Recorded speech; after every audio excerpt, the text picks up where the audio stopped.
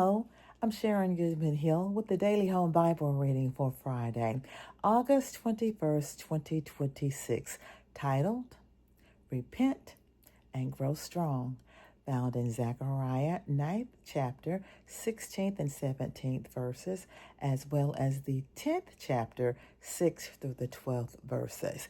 What is one way to make sure you continue to grow strong in the Lord and in the power of His might?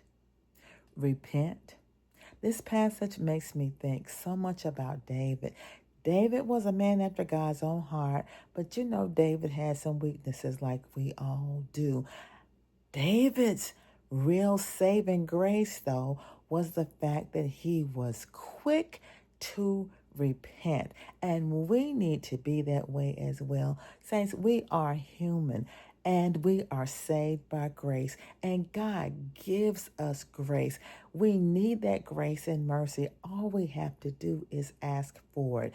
We don't go around trying to sin or wanting to be sinners or thinking it's okay to sin. Oh, God's going to forgive me. That's not our attitude. But in life, sometimes things happen and we mess up.